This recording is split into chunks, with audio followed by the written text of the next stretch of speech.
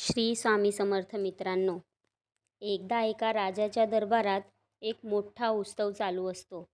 तेवढ्यात एक गरीब माणूस उठतो आणि राजाला म्हणतो, मला असं गाणं म्हणता येतं की जे तुम्ही आजपर्यंत ऐकलं नसेल. तेव्हा राजा त्याला गायला सांगतो. जेव्हा तो माणूस गाणं चालू करतो तर 2 ते 3 तास सगळी लोक एकदम मंत्रमुग्ध होतात. राजा ऐकून एकदम खुश होतो. राजा त्या माणसाला म्हणतो, आज मी खूप खुश झालो आहे.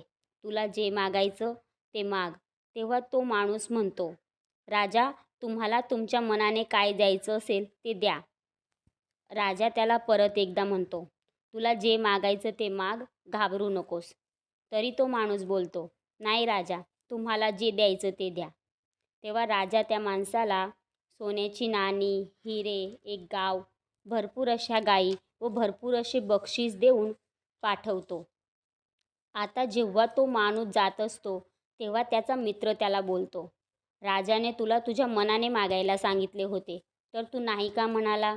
तेव्हा तो माणूस सांगतो, जर मी मागितले असते तर मी माझ्या लायकीनुसार मागितले असते, पण राजाने दिले ते त्याच्या स्टेटसनुसार दिले.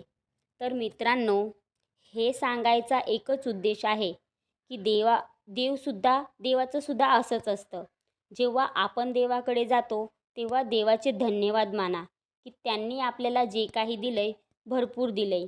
आणि देवाला फक्त एवढंच म्हणा की तुम्हाला जे द्यायचं असेल ते तुम्ही द्या. आपण जर स्वतः मागितलं तर आपण आपल्या लायकीनुसार मागणार, पण देव देईल ते त्याच्या स्टेटसनुसार देणार. म्हणून कधी पण मंदिरात गेल्याच्या नंतर देवासमोर तुम्ही हात जोडा. देवासमोर हात पसरू नका. श्री स्वामी समर्थ.